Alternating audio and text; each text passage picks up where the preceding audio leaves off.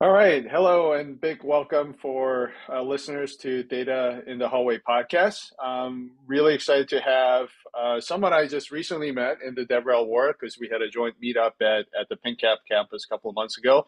Jules Damji from Anyscale. I'm kind of smiling because I see the Ray logo. That's not in honor of me, but Anyscale is a company behind Ray.io. But Jules, why don't you introduce yourself and tell us about, a little bit about your career and what you do at Anyscale.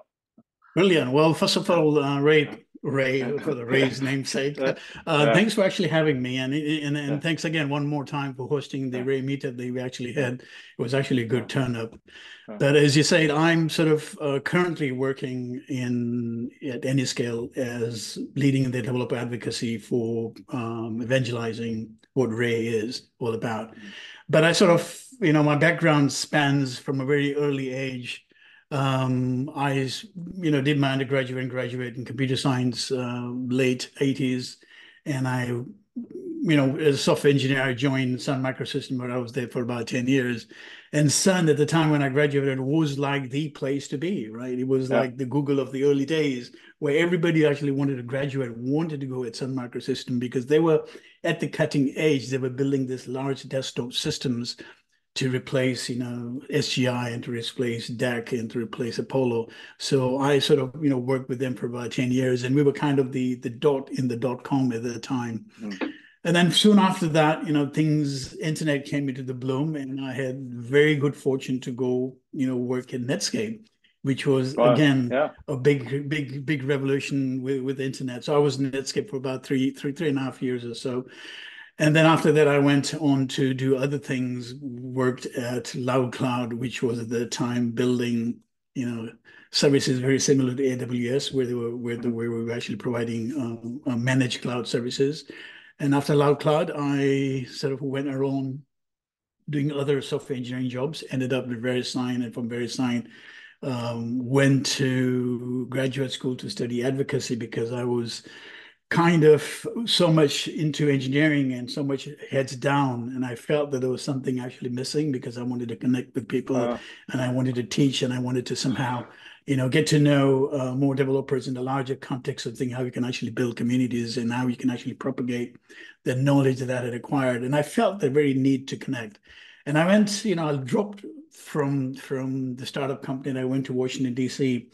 to join John Hopkins to study political advocacy, oh, completely wow. different, right? Yeah. And after I graduated from there, after I did my postgraduate from there, I say, well, I built this new skill and I wanted to somehow be in the technical field and at the same time do advocacy at the same time. What better place to be? So I returned back here to Valley and I joined Hortonworks because we were looking for someone to head the advocacy program. Mhm. And I work at Hortonworks, which is the open source Hadoop, for about a couple of years. And then Databricks came along. I was there for Wow. about close to 6 years. And after Yeah. Databricks, I'm now at Anyscale, which was the company behind Ray. And Ray is the open source distributed computing system that allows you to scale your massive workloads, AI workloads, LLM workloads, Mm, traditional machine learning workload, data ingestion at a massive scale.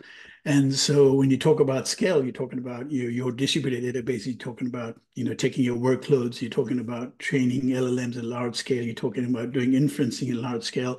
Ray is the underlying framework that mm. Anyscale supports, and Anyscale provides a managed version. So that's where I am currently right now. Wow. And Cool. we are in the midst of this incredible revolution, right? Yeah, yeah. No, I mean, if you can't do anything, you can't make any investment pitches if you don't have the words AI or LLMs or anything related to that in them. So that's sort of the reality we're in. And I mean, you have a very like interesting career. You're writing. I mean, using the surfing analogy, different waves of technology. Like, I remember the heydays of Sun, because obviously I'm not a young chicken either. So I've seen the history, and then Netscape was just amazing, right? And Yeah, then yeah. until it ran into challenges, and I mean, kudos to like also going back to school. I mean, you obviously had, you were having good successful career in the Valley, but you basically trained a different muscle. That's which Right. is great. So I mean, Right. people are kind of hesitant to do that, but kudos to people who take that risk and take the time off and do something different. Oh, That's pretty absolutely, amazing. absolutely. Yeah, It was something that I told my wife, and it goes, "Are you having yeah, midlife crisis?" yeah, yeah. I go, So no, I just wanted to yeah, do something different for a yeah, change because, yeah. I was so much involved in engineering work, and I felt Right. that there was something inside me that was actually missing, which was Mm, the ability to connect with developers and the ability to share with them something that I learned. And I think I enjoyed that. I enjoyed the teaching aspect of it and right. enjoyed gleaning and garnering the knowledge available and then sharing with them in the best Right. possible manner. And so I felt Yeah. that the Yeah. calling came to me later on in life. And some of us are late bloomers. For us, the calling Yeah. comes much later in life. So I think that was a good move for me. And I think I found Right. my calling.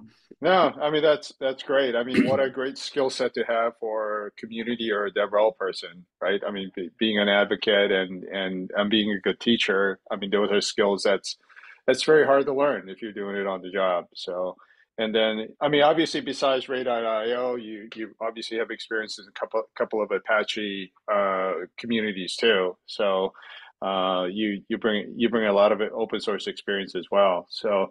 I mean, we're kind of joking about LLMs and AI. Like, I mean, we're sort of going through, I mean, I don't know if we're like coming out of it or we're still in it. It's sort of a downturn in the tech industry. And I think the only like a technology company that's sort of been immune to it from getting like new investments are companies associated with AIs and Hmm. LLMs. Hmm. And I think like there's a lot of confusion of the terminology, like Hmm. LLMs, AIs, like people sometimes I've seen people use them like almost interchangeably, but that's Hmm. obviously not the case. So I mean, tell us about like what are LLMs and then how does this relate to AIs in general? Like, I think this is a great question. It's a great yeah, question, a fitting question to actually start mm, with, because yeah, you're right. I mean, there is a lot of confusion. People who are actually new to this particular domain, mm, and they mix the terms, AI and generative AI and LLMs. But mm, I think the language model concept itself is not new, right? Though the prefix large right, is large language model is fairly new, or large multimodal language is fairly new. So I think in order to understand, what large language models are and how they're associated with AI, I think it's important to sort of look back at the history and see how they actually evolve over a period of mm, time. So I think it's important to understand what these large language models are and how they have these massive immersion capabilities, human-like capabilities in understanding the language. So if you look at the history from 1950s and 1960s, there were early experiments in language models per se. These were models which were kind of rule-based and pattern matching. So this, you can think of a massive if-then-else statement. If you see this, then this is what it is. If else mm, is this. So you actually had this massive rule-based systems, and they were built on pattern matching. So those were the very early um, uh, stages and genesis of language model. We're talking about 1950s. And mm, came 1960s, where we actually had our first introduction to a real chatbot called Eliza. I don't know mm. if you actually remember that. Eliza was Yeah. introduced at MIT, and it was fully written in the symbolic language called Lisp or S-Lisp, which somehow tricked many people into thinking they actually were talking to a human because it emulated itself as if it was like a psychotherapist. And many Mm, people sort of either tricked it or were able to identify. And that gave to the whole idea about the Turing test. Can you actually tell mhm, the computer whether it's a computer you're talking to or whether right. it's actually human? And that was like the early stages of 1960s where Eliza was built. So that was our first language model chatbot. And then after that, we actually had the winter of AI, right? And then in Mhm, the late 1900s and somewhere around 2000, we got introduced to this concept of neural networks, which was trying to simulate how our brain actually works, right? Very small mhm, neural networks. And that led to the evolution of what we call long-term, short-term memory neural networks. And that sort of allowed you to be able to predict the next word in a small sentence because you provided a particular phrase and it tries to guess what the next word was, which are based on what we call recurring networks. And these were quite revolutionary. We're talking about, in 1900s, in 2006, when Google introduced, the completion of text. So when you type something on Right. Google, you can actually see that they actually Yeah. completed the text. Well, that Right. was what he was doing, right? He was trying to Yeah. do the LSTM to figure out what the context is and predict the next Mhm. word. And we saw that introduction in Google Translation as well, right? We saw Google Translation using the same thing. We saw Siri's using it. We saw iPhone, completing the text. So those were the early stages of language model, but they were small. They were limited in terms of its Mhm. capacity because it had a short memory. It had a short memory. It couldn't understand the context and all that. Then came the 2010, where Google's DeepMind sort of created this massive neural network, which was really powerful, called AlphaGo. And if you remember from DeepMind's, AlphaGo was the one that actually bit the chess champion, and Mhm. also led to winning the first Go against Yeah. Lee Sedol, which was Right. completely shocked the world that computers are Right. here ready to. And those were the first introduction of deep learning neural networks that somehow introduced the idea that these neural networks had the capacity to do something really powerful, even something better than humans. So they weren't only play games very well, but they could do other tasks as well. So we saw that emergence of AlphaGo in the deep 90 and Stanford NLP, which gave the ability to say, okay, these neural networks actually have a very innate understanding of natural language. They can actually understand things. Mhm. But the big breakthrough, Ray, actually came in 2017 when there was a seminal paper that was actually released called Attention is All You Need. And these papers sort of describe what transformers are. These are transformers, and transformers are Mhm. a collection of these large neural networks of blocks called encoders and decoders and attention blocks. And that was actually what led eventually to large language models such as GPT, which stands for, generative pre-trained transformers. Mhm. And the GPTs are sort of language models which are actually built on top of that. So large language models now, as they are today, are built on these transformer models that have this massive neural networks. And they have the ability somehow to understand natural language as humans would actually do. And they have this emergent task to do, understand natural language in its original form. So that's Mhm. where it actually felt very natural now to actually do summarization tasks, do completion tasks, do solve small reasoning tasks, do mathematical problems. And that's where the whole idea about language models came into. Picture them, large language models, Mhm. as these massive brains which understand and generate human-like language. And they're trained on this massive, massive amount of data, right? From the network, from the books, from the articles, from the periodicals, from anything that's available out there, you can actually scrap it. They sort of compress all that particular knowledge into their parameters. So large language models, you can think of it, they are a repository of this knowledge that we actually have out there on the internet, and they've compressed that particular knowledge and they've learned that something from it to be able Mhm. to solve certain problems, to be able to generate text for you, being able to reason. So think of it, large language models are tools that give you a repository of knowledge to draw and ask questions to. Right. And they are tools that can actually reason in a reasonable way like humans do. So that's Right. what sort of large language models are. Now, your question about how does it actually Yeah. relate to AI, that's actually fascinating because if you look at language is an intricate puzzle that we try to solve, and LLM machines are kind of like a key. So they have this tons of AI applications such as summarization of the task or generating content or generating particular code. And these are all tasks that humans actually do. And if we look at the definition of AI is the ability for computer programs to emulate what humans actually do. And what we do is we let a particular text and we try to summarize it and we write it down, or we write particular code, or we solve a particular mathematical problem by breaking down into small parts. And those are the things that these general models can actually do Mhm. in a more efficient way. And there are other Right. emerging capabilities that it can actually do. And that's how it actually relates Cool. to AI. And the Yeah. second term you asked about, well, what is generative AI, right? Because they're all Yeah. kind of related. You got general Yeah. models, you got LLMs, and you have Gen AI. And the term Gen AI, the Gen comes from a generator because models generate text, they generate Hmm. video, they generate images, they can understand those things. So if you were to somehow categorize what are the capabilities of these, you can think of them in terms of three human capabilities that we actually do: reading, Right. writing, and conversing, Yep. right? So they can read text for Hmm. language translation. They can write, generate text, and they can actually chat with you because they can understand.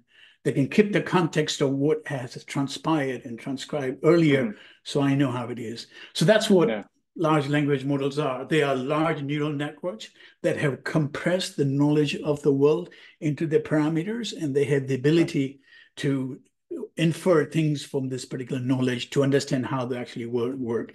And because they Right. have what we call large context window, they can understand and predict the next word and how the next word relates to what's actually previously been said. Whereas Right. earlier language models had a very short-term memory, but now large context window have this incredible large context where you can actually put an entire book or you can put an entire Right. paper that you can actually do. So you can read, write, and converse. So Right. that's in a nutshell what LLMs are. Yeah. Cool. No, I mean that's awesome. I mean I I find it important to like have a I mean you don't have to be a like a PhD expert, but because it gets a little frustrating in terms of communications if you don't have a basic understanding of the terminology. I mean, both for listeners and speakers. So I think, I mean, that overview was amazing. I mean, it reminded me of an article I read a couple of weeks ago. I think it was in New Yorker.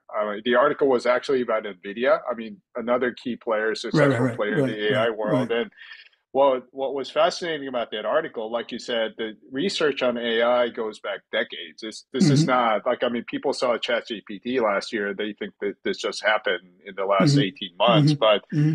a lot of these scientists that were working on AI were thought as like kooks almost, right? Because like, why are you wasting your time on this thing that will never happen? But Hmm. like, you know, 30, 40 years later, look where Hmm. we are. I mean, we're Hmm. still probably in the nascent days in terms of products, right? And even like NVIDIA themselves, when they released CUDA, they said, "What are you doing? Like spending all this money Right.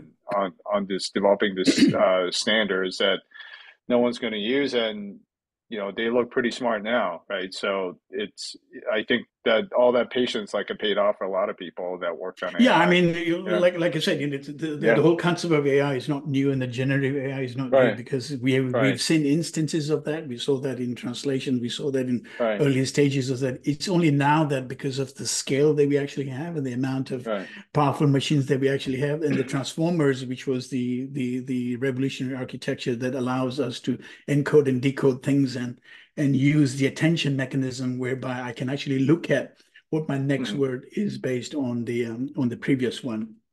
Right. But the thing about LLMs, they are sort of stochastic parrots, right? They're Mhm. not deterministic. They would Right. probably guess what's the most accurate next word based on all the things that I've seen, based on all the Right. language sentences I've seen. What is the Yeah. higher probability? So if I have something like Mhm. the cat set on finish that sentence for me, most Mhm. likely would say Matt because it has Mhm. seen those Right. sentences before and it'll try Yeah. to actually guess that. Yeah. Right. So, I mean, obviously, during our meetup a couple of months ago, I mean, it's already been like a couple of months now, and then I'm actually going to another meetup today where they're Ah. talking about AIs and data, right? Hmm. Because I mean, they Hmm. all Hmm. go hand in hand, and you know, maybe I'll start with it's a pretty broad question, like what's involved in building like LLMs? I mean, is it just like I mean, it's probably not just like dumping a lot of data, like, but what's involved in building like a good large language models for different applications. So, So I think if I were to somehow mhm, use that, what are some of the what's actually building it? What's actually required in building um, uh, large language models? One is data, mhm, right? You actually mhm, require a lot of amount of data. And it's an excellent question because data is actually foundational and pivotal when it mhm, comes to training large language models. You can think of it as data as a mix of books and articles, as I say, right? You have a corpus mhm, of large amount of text and articles you actually right, need. And that gives the LLM the power of being a knowledge repository and helpful regional engine. But it's not all about the quantity of data, it's also the quality of data, right? Because you can actually Right. have very bad data out there and the result Hmm. is going to be very bad LLMs. So you have to make Right. sure that you have quality data which has diversity, which actually has no toxic data, which has been filtered out, no unbiased Hmm. data. And it helps the model to be trained to be sort of more what I would call what most common analogy terms that you would actually hear are helpful, honest, and harmless, right? Because you want Hmm. your entire data set to be so that the model can actually be helpful, honest, and harmless. And those are the achievements of any of the large language companies models, whether they're open source or whether they're closed source, do that. And the question is how much data you actually need, right? I think one of the things Hmm. that you asked about, what do you actually Yeah. need? But after you have gathered the data, how much data you actually need? Hmm. Now, that depends on the task that you actually want to perform, right? Or you want to accomplish. And today, if you look at all the large language models, they are sort of released in various sizes, like clothing, you got Hmm. small, medium, large, and extra large, or extra, Hmm. extra large. And the sizes depend on how much data was used to train it, which translates to how many parameters, billion parameters they are. So Hmm. there is what we call it, the large language models follow what we call scaling laws, right? And the Hmm. scaling laws suggest that there's a direct link between the number of parameters and the amount of data that you have that gives you the capability and the performance of large language models. And these scaling laws are a function of two variables. You have n, which is the number of Hmm. parameters. The larger number of parameters you have, the more capability of the particular model. So you can do Hmm. very basic arithmetic and quick Q&A for small models, but you can do a lot of reasoning and complex tasks and tree of thought and all those different things with extremely large particular models. Hmm. And so this law kind of suggests that if you have more data, which gives you more number of parameters, the more powerful your data will be. So there Hmm. is this link that would actually suggest. Now, Ray, we are bounded by physical laws, right? We are Right. bounded by how much data you can actually gather. Hmm. And I think I read somewhere that the amount of human written text available Hmm. today, and I could be wrong, we might have to actually verify that, it's about 1 zettabyte, which is about 1 billion terabytes. That's about Okay. 10 to the Wow. power of 21, Yeah. right? So that's the Right. amount of written text available today Hmm. that we can somehow scrape it and then train the particular model. And obviously, in Hmm. order to do that, you will need massive amount of storage. You'll need a massive Right. amount of clusters to do that. But just to give you an idea of what's the data requirements today for, say, small models like Llama 2, right? Llama 2, Hmm.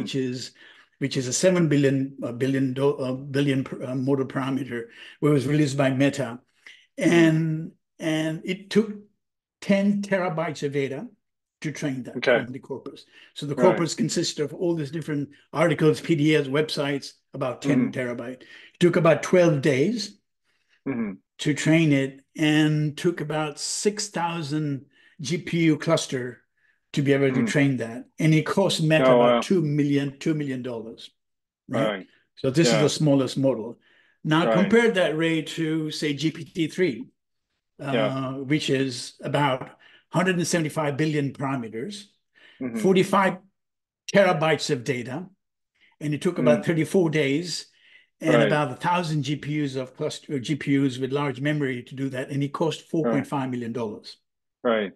Right, so you can Wow. see the Yeah. comparison in the data Right. requirements that you actually need, Right. and what's involved in building a model from scratch Yeah. is a good question because it is like if I can actually use a cooking analogy, it's Right. like trying to serve and cook the best inborn rib steak for a Right. large community. What does it actually mean, right? Yeah. Well, if you're cooking for a large community, first you need Right. a good amount of ingredients, right? You need Right. ingredient. You need a good cooking stove, agreed? Right. You need a lot of tons and utensils and pots and Right. pans to have all your Right. ingredients put in a certain way. You need a Right. good coordinating chef who somehow distributes all these Yeah. different tasks because it's a Hmm. massive distributed effort. And you actually Hmm. need a handful of cooks who is as the dish is being cooked, they kind of taste Mm. it and say, no, it's not good. Let's try Right. something else. So you actually need that. And it's a massive endeavor. It's laborious, Yeah. it's expensive, and it's meticulous. And so if you Hmm. actually sort of extend the analogy, your ingredients now becomes your mountain of data. You need this mountain of corpus of internet data, which are books and articles and websites and code repos and Wikipedia's and images, name it. So Right. that's your ingredients. You need massive amounts, mountains of data. But you Right. need good quality data. And how does the good quality data comes in? That's where the cooks comes Yeah. in, right? They actually Right. go through to make sure that the ingredients are safe. There are any foul ingredient, they can toss it out. That's a Hmm. very manual, laborious process to scrape all and filter it out. Once you're actually done with that, you need a massive, large, beefy machines, right? Think of Hmm. that as your cooking stove. You go into the kitchen, you have Right. the massive amount of cooking Right. stove. So you need this large cluster of machines that Yeah. allow you to be able to actually cook these dishes all over in a very Right. parallel, distributed manner. And then you need powerful GPUs on those particular machines Right. with loads of disk storage. And think of those as your pots and pans and utensils, Right. right?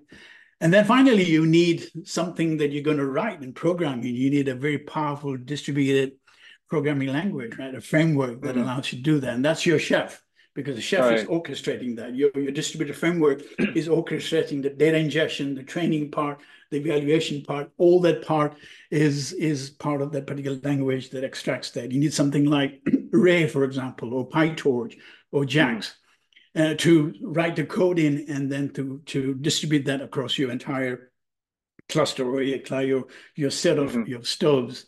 And just to share a fun bit, the early versions of Chat GPT 1 and all the way up to Chat GPT 3, and I mean GPT 3 and even Chat Hmm. GPT were actually built using Ray, right? Because that was Hmm. that was the fundamental distributed framework they've actually used. And there are three stages actually in building a large model. One, you need the pre-training stage where now you actually have the entire data, and now you're Hmm. feeding this data, the clean data, into your training model. And the training model is a self-supervised learning model that actually keeps on going over weeks and days. And what it does is the reason it's called self-supervising is because it can take, let's say, a text from the article that says the cat sat on dash. And when you give that particular model, you deliberately unmask or mask Hmm. that particular last word. And those are the tasks that you actually create. And then you feed into the neural network to predict what's the possible next word is going to be. Is it going to be mad, or is it going to be a pond, or is it going to be something like that? Hmm. And so you try to predict that.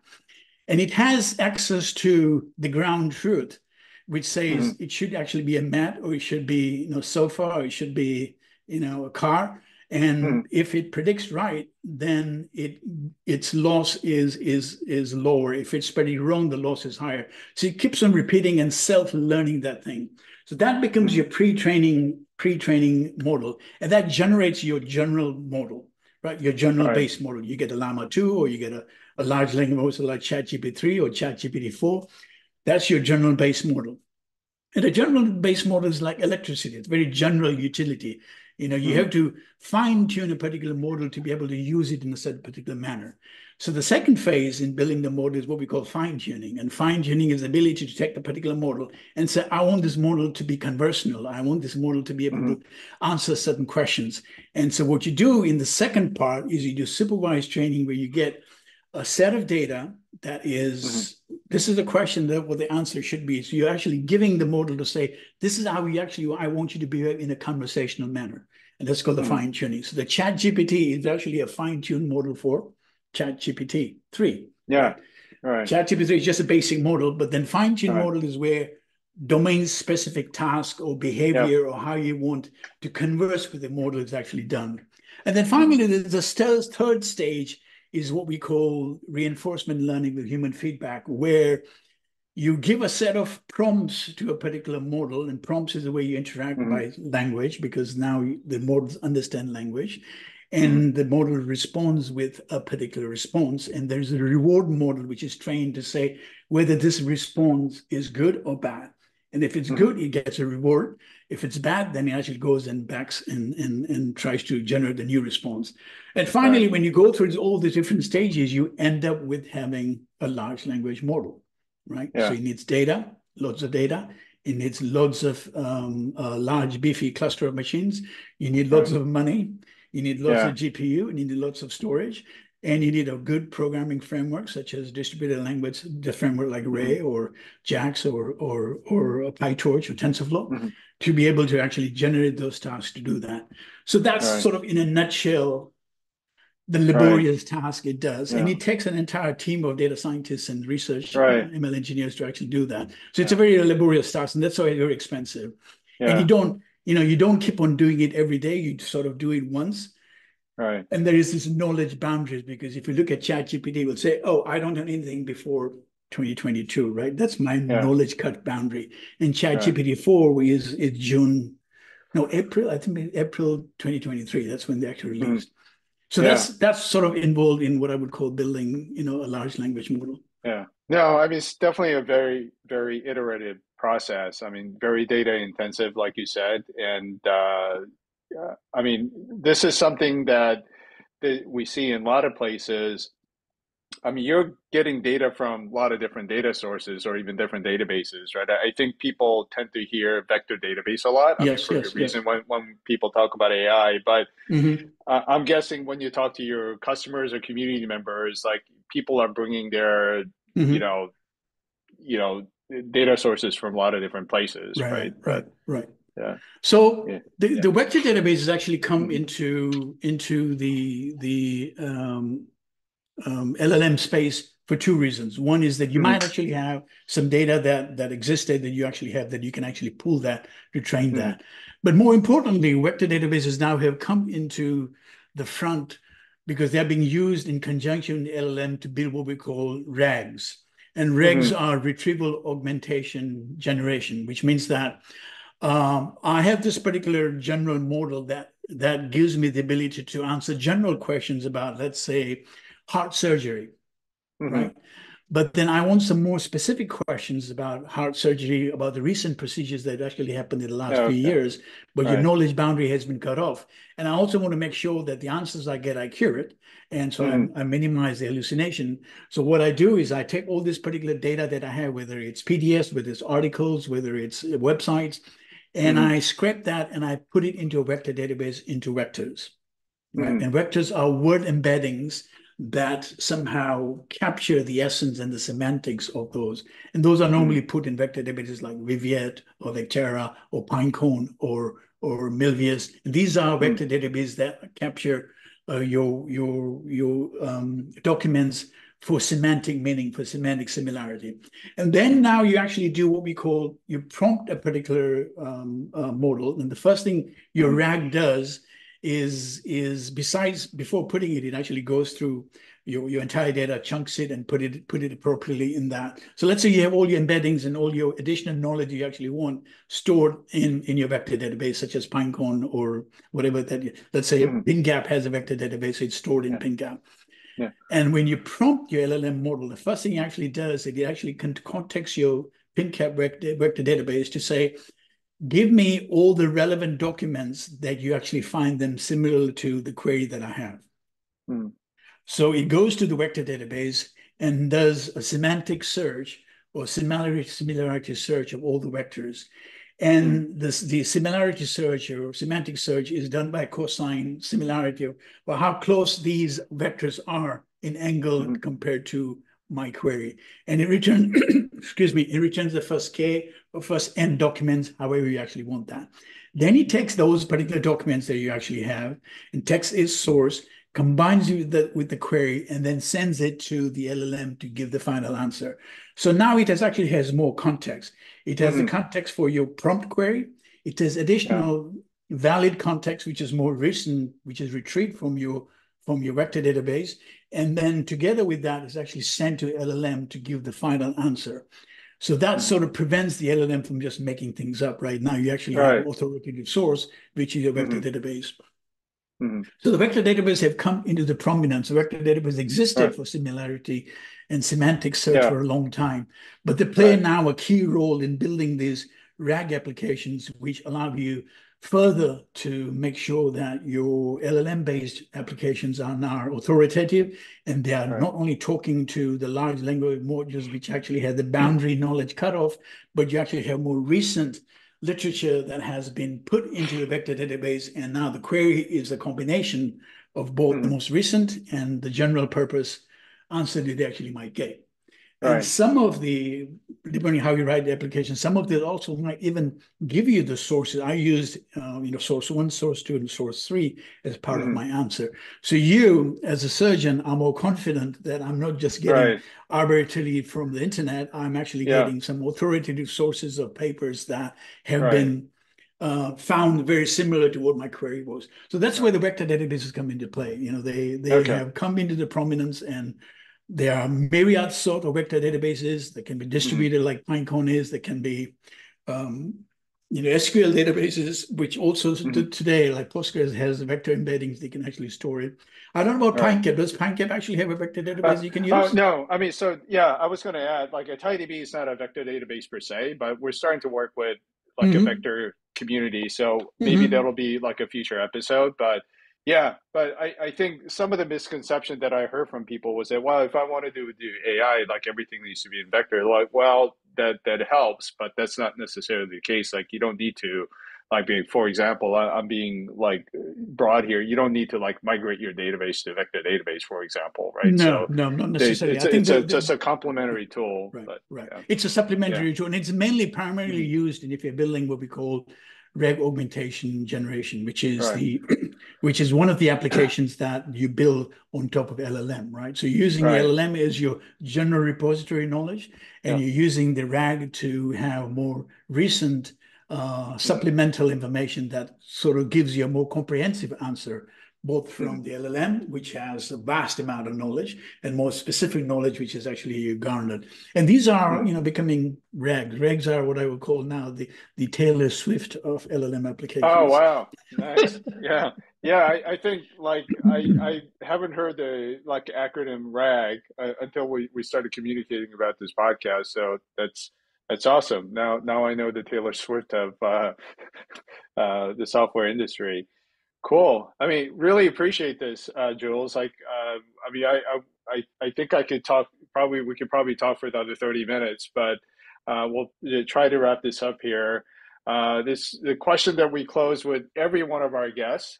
We ask our guests to talk about the city or town they live in. I mean, we Mm-hmm. both happen to live in the Bay Area. We probably live Mm-hmm. like within 30 minutes of each other without traffic. Like, although that never happens in the Bay Area. But you live in Fremont, like across the bay from me in Sunnyvale. Right. Like, tell folks about like a Fremont, California that most people may not know about. So, Now, I didn't know about this country recently. yeah.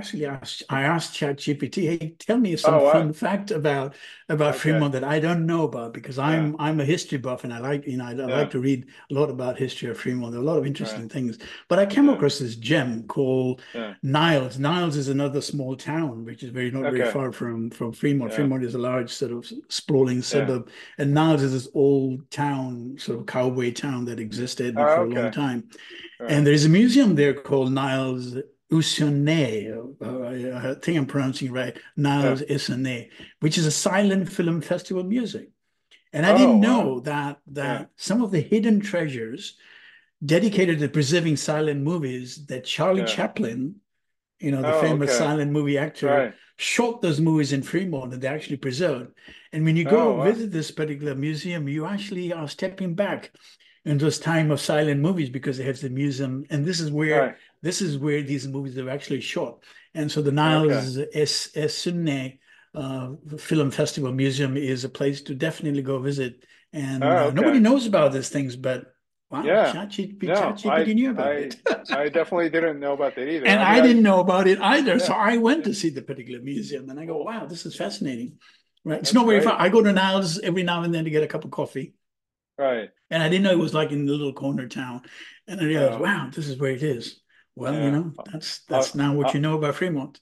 I'll go have to check it out. I mean, I usually associate Fremont with like a nice hiking trails. I mean, we're blessed Mhm. with nice hiking trails everywhere, but there are a couple of spots in Fremont that I enjoy, like even taking our bike. So, Right, right, but right, right. yeah, but There's a mission peak there you can actually yeah, climb up, and those are some of the popular things you actually find out. But this was like a all right, hidden gem, right? This whole all city, right. the historical fact, Well, and the fact that Charlie Chaplin was here in Fremont. You wouldn't think about that. You yeah, would think about Charlie Chaplin movies were shot, say, in Hollywood studios.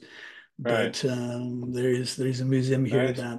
that tells you that some of these classic, iconic movies were shot here All right. in Niles.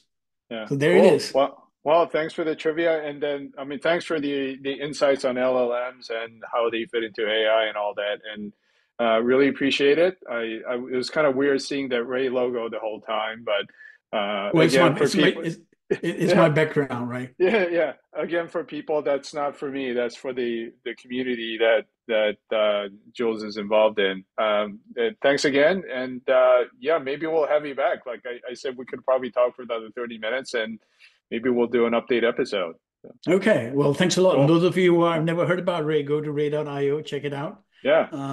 and download Ray, do the pip install, and you can start Right. writing your first distributed application right on your laptop. You'll see how easy it is to use the APIs. And if you Yeah. have any questions, just reach out to Jules at anyscale.com Cool. or follow me on Twitter or LinkedIn. I'm more than happy to connect and share. But thanks a All right. lot, All Ray, right. for Thank having you. me again. All right. Cheers. Have a good one. Okay.